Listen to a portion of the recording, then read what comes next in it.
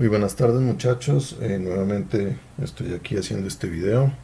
Hoy es 26 de marzo del 2020. Discúlpenme, el día de ayer cometí un error con la marcación de la pizarra, creo que fecha del año pasado. Bueno, el objetivo de este video es volver a retomar el tema del diseño.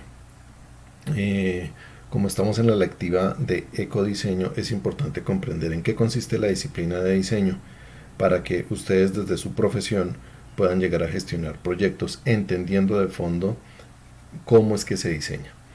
Y una vez entendiendo el cómo se diseña, podremos pasar a formular el proyecto con énfasis en ecodiseño. Entonces, en el primer día de clase yo les hablé de algunos conceptos muy generales, pero el día de hoy pues voy a profundizar en ellos para que digamos que tengamos una mejor ilustración. En un segundo video les hablaré del tema concreto del pensamiento de diseño, que es complementario a este, pero sin embargo considero que es importante que conozcamos esta primera fase. Entonces, entrando en materia, el ejercicio del diseño como disciplina ha llevado o tiene como característica mejor que los que trabajamos en este ámbito, nosotros trabajamos siempre bajo la óptica del proyecto. Para nosotros un proyecto, y para que comprendamos qué quiere decir proyecto desde la óptica del diseño, estoy dibujando una línea de tiempo en donde un diseñador desde el presente está pensando en algo que va a pasar en el futuro. Este diseñador básicamente lo que está pasando, lo que está haciendo es que se para en el día de hoy a imaginarse el mundo en términos de productos o servicios para un futuro.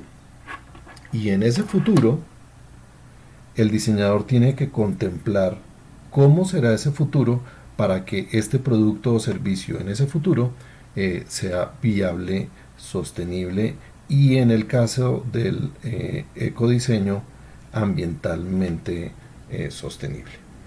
Entonces, la pregunta es cómo un diseñador recorre esta línea de tiempo, cómo se propone o cómo se trabaja en el diseño desde la óptica de proyecto. Vamos a ampliar esta línea de tiempo para comprender en qué consiste el proceso de diseñar. Esa línea de tiempo ampliada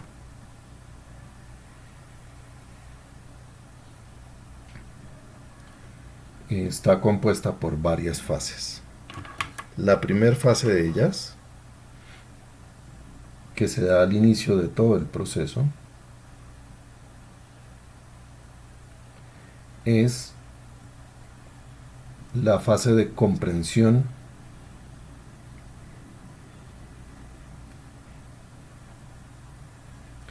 de la problemática de diseño.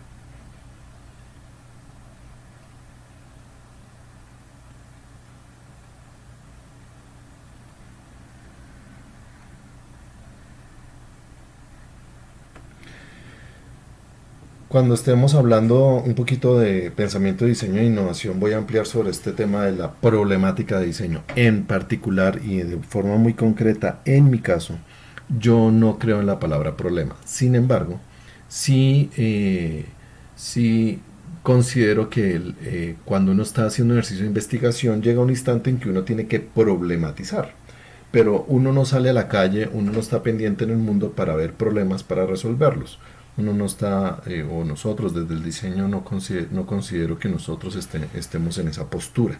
Nosotros, por ejemplo, la postura o el diseño en general toma la postura de analizar ciertas situaciones para encontrar oportunidades de mejora, que es el concepto que hemos trabajado en el proyecto hasta el momento. Esta primera fase de comprensión de la problemática de diseño implica pues todo un ejercicio normal de investigación,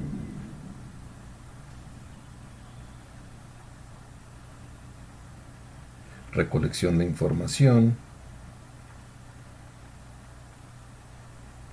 análisis de esa información,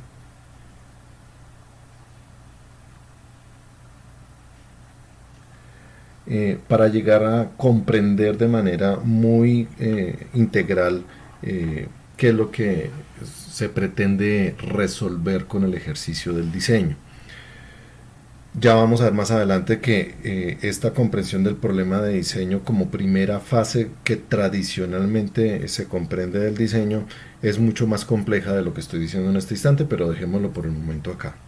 Una segunda fase, luego de haber entendido este pedazo del problema, del contexto y de todas las variables y factores que están involucrados en el diseño, viene una segunda fase que esta es, yo creo que transversal a cualquier proyecto.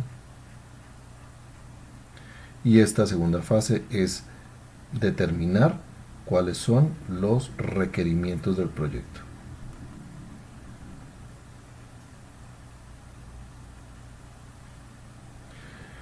Los requerimientos del proyecto de diseño implica que tras haber comprendido la problemática podamos hacer una taxonomía clara de dicha problemática o de dicha situación que queremos transformar para a partir de esas categorías determinadas poder de cada categoría sacar cuáles son los requerimientos o determinar los requerimientos que el proyecto tiene con respecto a los diferentes ámbitos en los que el proyecto, el producto, en este caso producto o servicio, se tiene que desenvolver. Luego la siguiente fase es ya una fase muy concreta de diseño en donde pasamos a una fase de conceptualización. Yo creo que esta es la fase más compleja de todo el proceso de diseño porque es donde más creatividad se exige por parte del diseñador. Entonces está la parte de la conceptualización.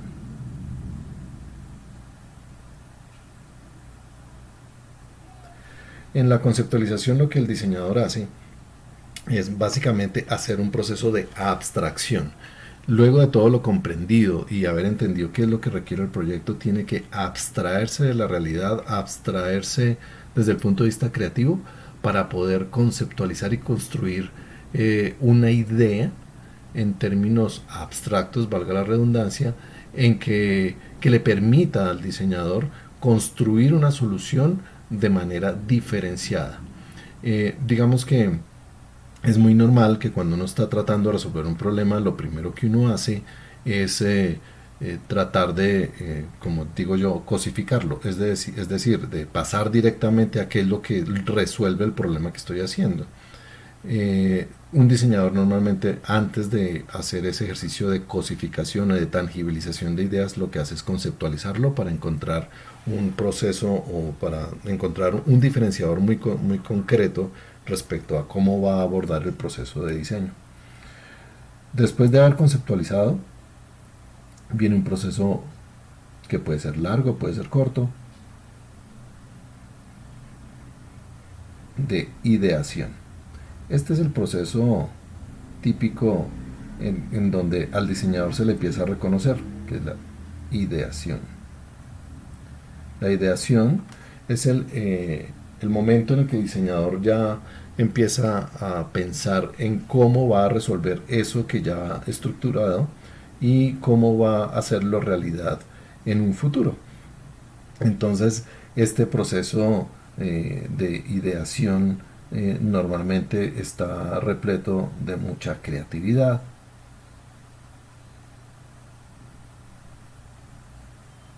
Y es lo que la gente en términos generales reconoce como parte del ejercicio disciplinar del diseñador y es el ejercicio de la bocetación.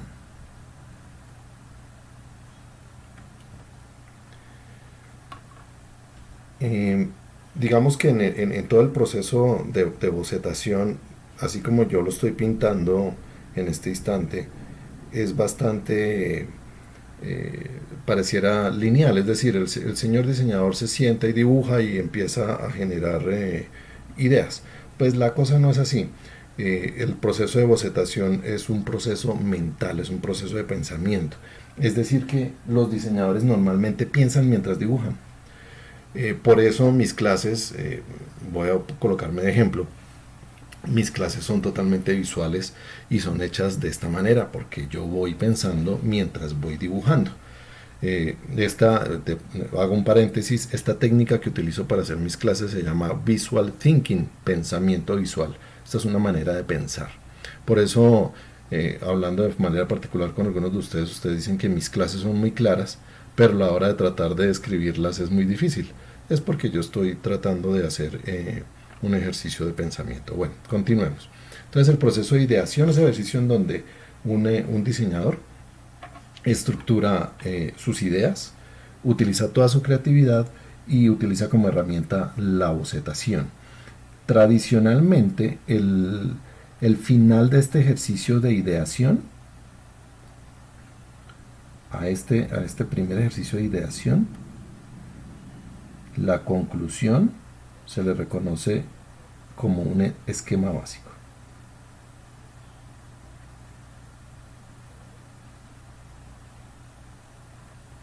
Quiere decir esto que para el diseñador el finalizar esta fase es cuando yo ya tengo básicamente claro, pero no totalmente desarrollado esa forma de resolver un problema particular. Después de haber hecho el ejercicio de ideación, pasamos a otra fase que es el proceso de desarrollo de diseño. Entonces este proceso de desarrollo de diseño, dependiendo del tipo de proyecto, pues se puede gastar mucho más o menos tiempo. No es lo mismo desarrollar un proyecto de baja complejidad, de tema visual, en donde no se requiere mayor esfuerzo, a tratar de resolver problemas de orden arquitectónico, o por ejemplo el diseño de un auto, o el diseño audiovisual, o el diseño de aplicaciones, en donde efectivamente el tema técnico requiere muchísimo trabajo. Entonces, esta es la fase de desarrollo de diseño.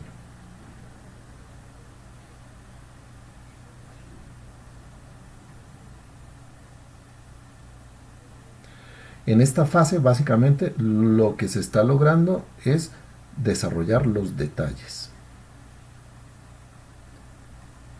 Cada uno de los detalles que el diseño requiere. Nosotros tenemos un dicho en nuestra disciplina, y es que Dios está en los detalles. Es decir, en muchas ocasiones uno consume productos por detalles que uno no es totalmente consciente. Uno ve la globalidad, uno percibe de forma general, pero luego cuando uno empieza a detallar se da cuenta que los detalles son los que hacen un producto más atractivo que otro. Bien, luego de haber realizado la fase de desarrollo de diseño, que es, como vuelvo y les digo, diseñar todos los detalles, entonces viene una fase que es sumamente importante, que es la fase de comprobación.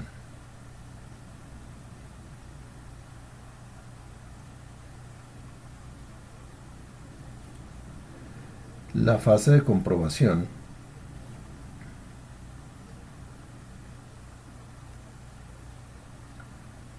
es la fase en donde el diseñador toma todos estos detalles de diseño y empieza a hacer de alguna manera pruebas, ensayos, para garantizar que eso que está diseñando funciona en la vida real. Entonces, voy a poner ejemplos. Un diseñador gráfico, cuando está diseñando una pieza gráfica, hace pruebas. Pues la prueba es en algunos casos una prueba digital que está viendo en su computador, pero en otros casos es una prueba a la que llaman ellos machote, que es una especie de impreso borrador en donde empiezan a darse cuenta si lo que están haciendo funciona o no funciona.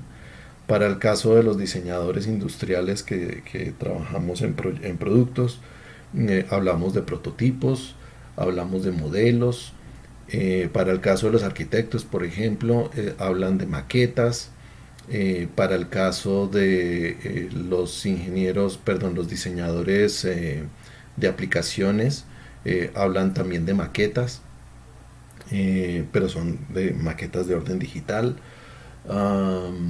Los diseñadores de modas, por ejemplo, hablan de patrones. Entonces, básicamente, este ejercicio de tratar de tangibilizar las ideas de manera lo más real posible es lo que permite garantizar que la siguiente fase sea un éxito. Ahora, en términos tecnológicos, el tema de la comprobación hoy por hoy, pues facilita la vida. Entonces está la impresión en tres dimensiones, con diferentes materiales, y entonces todo el tiempo que antes un diseñador se gastaba haciendo una maqueta, un modelo, hoy pues con las tecnologías de impresión digital CNC, que es control numérico, eh, pues es muy fácil o mucho más rápido, obviamente tiene sus costos. Ahora, cuando uno está hablando de diseño de servicios, por ejemplo, la manera de comprobarlo es a través de eh, juego de roles, simulaciones. Entonces yo contrato gente para hacer lo que se llaman pruebas sociales, o hago focus group, en fin, para tratar de identificar si lo que yo estoy diseñando, configurando como servicio, es fácilmente apropiable por el señor cliente final. Luego de haber hecho las comprobaciones, entonces, y de haber, digamos, confirmado de alguna manera que este diseño al que yo le he invertido bastante tiempo, es viable, entonces se hace la famosa entrega de diseño. Entonces, esta entrega de diseño implica que existen unos materiales muy particulares en los que el diseñador se comunica con su cliente. Entonces, estos entregables típicos de un diseñador, según el tipo de proyecto, son los planos, las visualizaciones,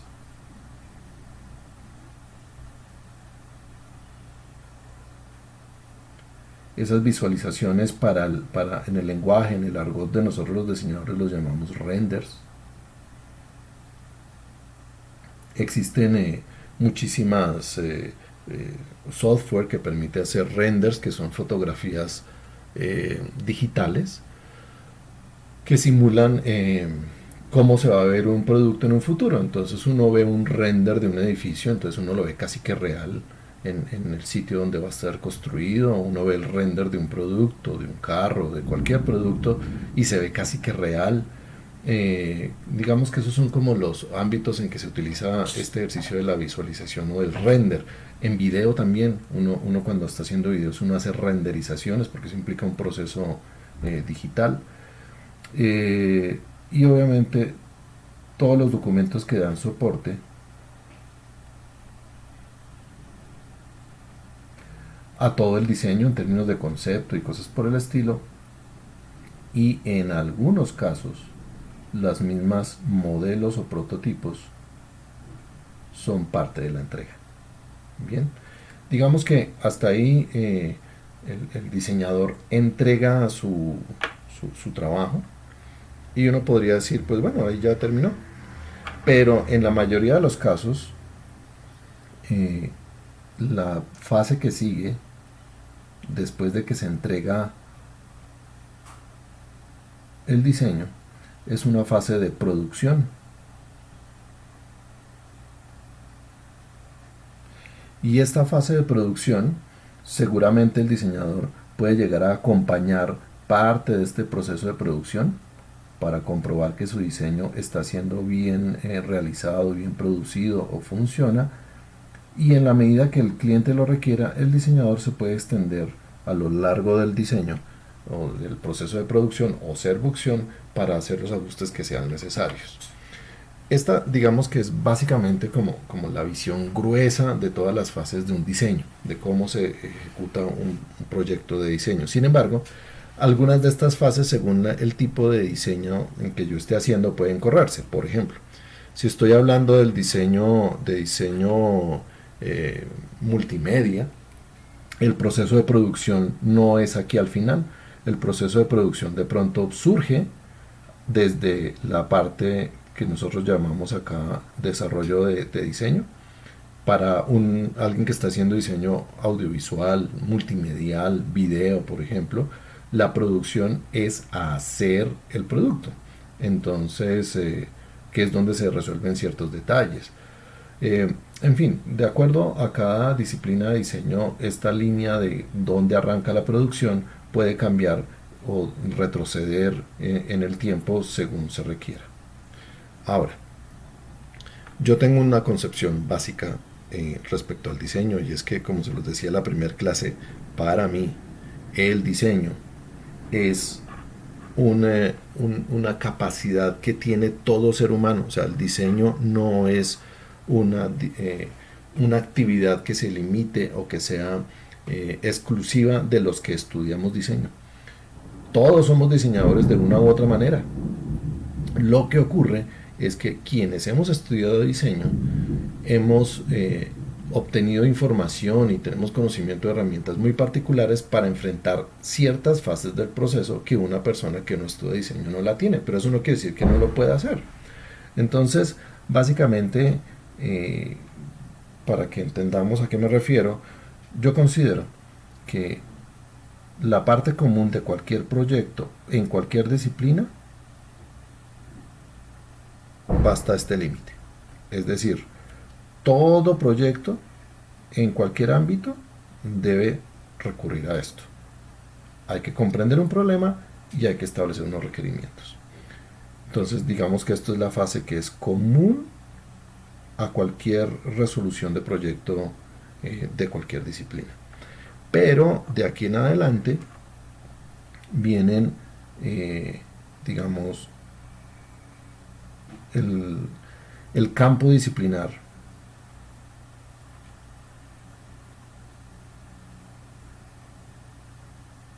del diseñador.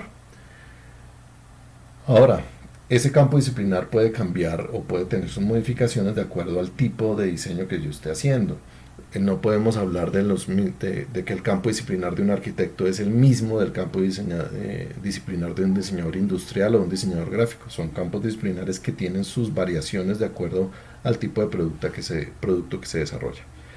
En la primera clase nosotros hablamos que básicamente el diseño tiene unas funciones.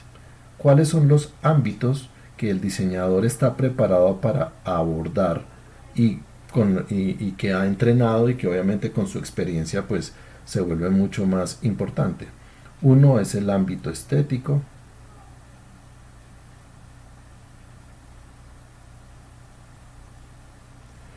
Estamos hablando aquí de la percepción.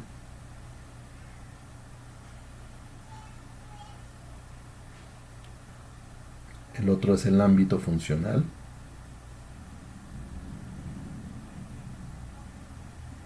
Que decíamos para qué sirven las cosas. Y el otro, el ámbito simbólico.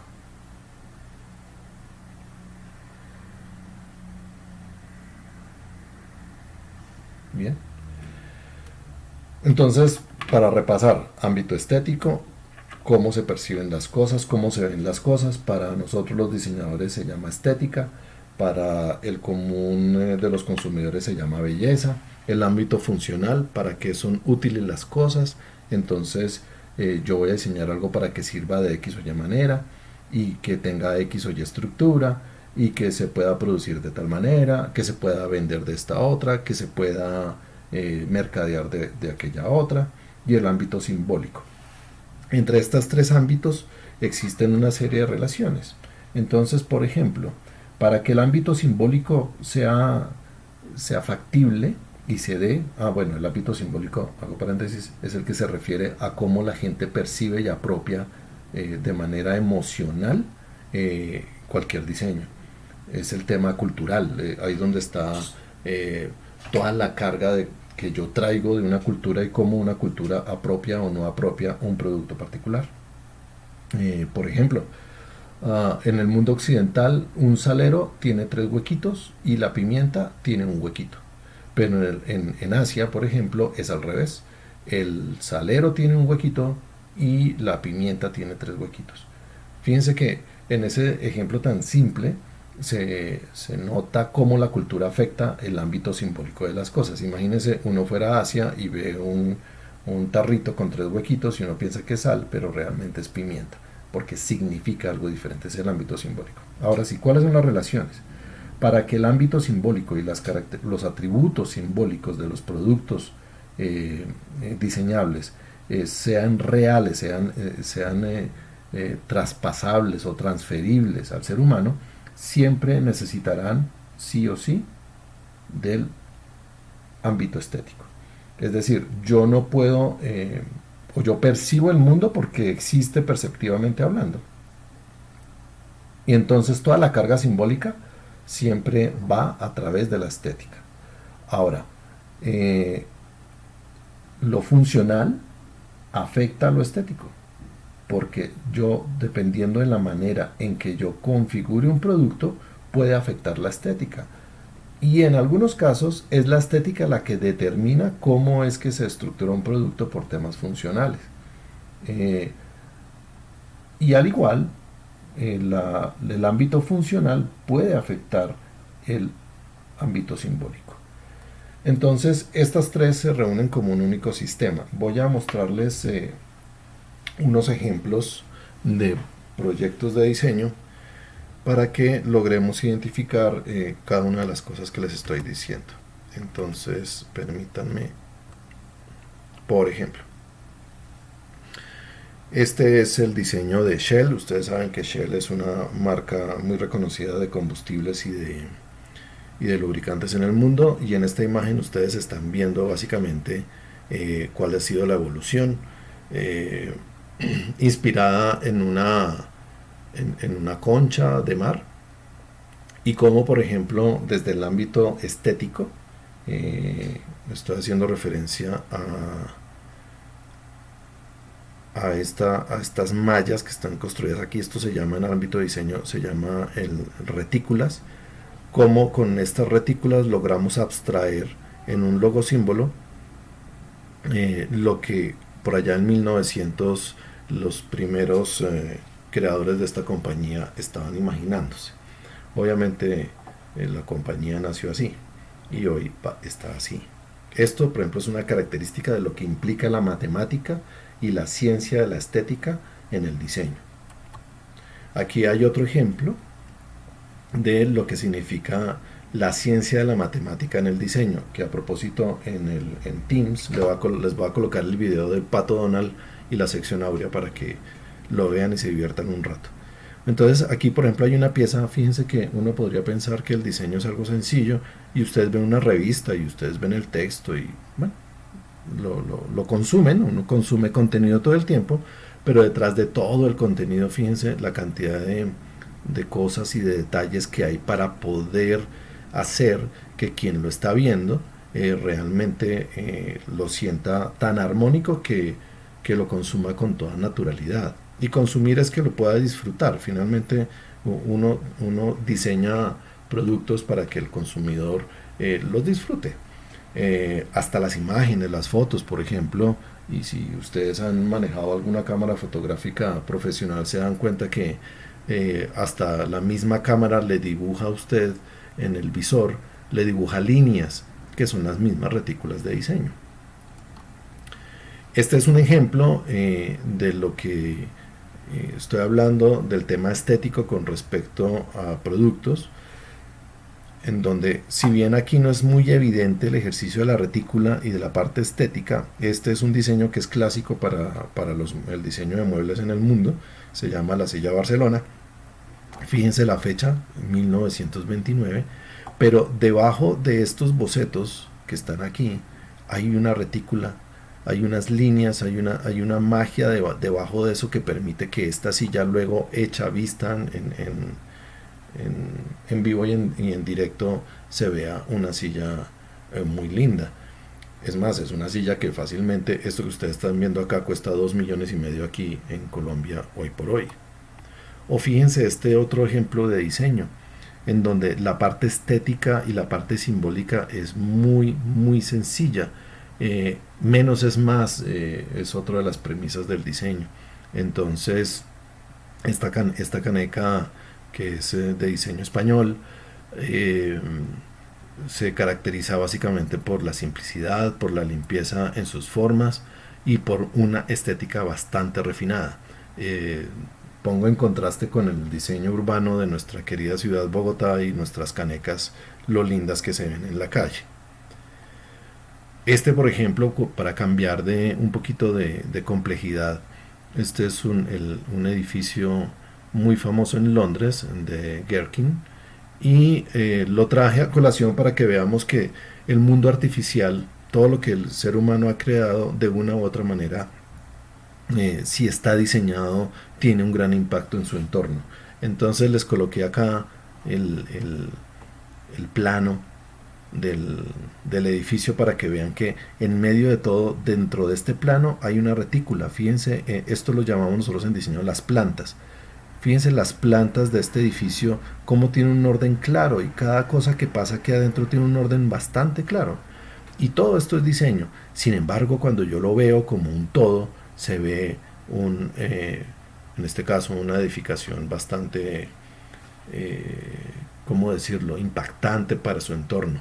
Y adicional, que se vuelve un icono. Entonces, fíjense, por ejemplo, este, que es un icono arquitectónico de Londres, está abordando este arquitecto, Norman Foster, que además es muy famoso, está abordando el ámbito simbólico de una manera bastante efectiva. Les traigo esta imagen para ilustrar un poquito lo que significaba la comprobación. La comprobación, esta imagen es muy vieja, esto es de 1977, pero cuando les decía que cuando uno comprueba, uno está haciendo modelos, prototipos, aquí hay una de las representaciones muy claras de lo que significa diseñar.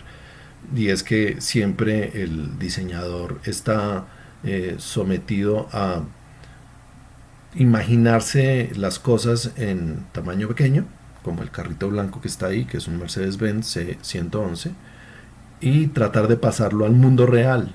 Y el mundo real es escala real, o sea, escala como lo vemos. Y ese proceso siempre ha sido muy complejo, y aunque hoy existe tecnología que hace esto mismo sin seres humanos, es decir, todo es hecho con robots y no necesita la intervención del ser humano en una gran medida, sí, definitivamente el diseñador se vuelve casi que un artista tratando de esculpir este tipo de productos. Este es un típico ejemplo del diseño, esto es un icono del diseño de producto. Obviamente estos nombres a ustedes puede que no les digan nada, pero bueno, esto es parte de la cultura del diseño. Y es que esto que ustedes ven acá, si yo les mostrara solamente la imagen de la izquierda, ustedes dirían, no sé qué es eso. Pues ese es un exprimidor de naranjas, un exprimidor de cítricos, inspirado en un calamar, diseñado por un diseñador supremamente famoso que es Philip Stark. Miren la fecha, 1990, y este diseño sigue vigente al día de hoy. Ahora, ¿cuánto cuesta este producto acá en Colombia? Fácilmente 750.000 pesos. La pregunta es, ¿sirve para exprimir naranjas? Resulta que no. Este se volvió un símbolo, una escultura, pero para exprimir naranjas no sirve. Alguna vez lo probé y entonces el jugo de naranja empieza a escurrirse por las patas, en fin. No es realmente el mejor objeto o el mejor producto para exprimir naranjas, pero sin embargo en la cultura del diseño este tiene un gran peso. Bien,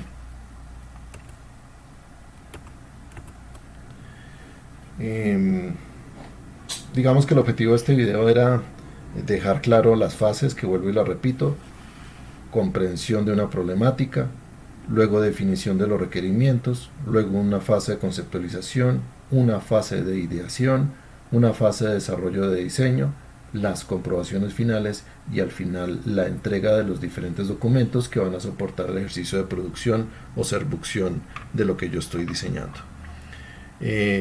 Con esta introducción haré un segundo video ya para hablar muy específicamente de lo que significa pensamiento de diseño, porque si bien acá este proceso lo estoy pintando de manera muy lineal, realmente lo que ocurre en el pensamiento del diseñador es otra cosa. Bueno, muchas gracias chicos, y estemos pendientes del Teams con el resto de material que voy a estar colocando. Muchas gracias.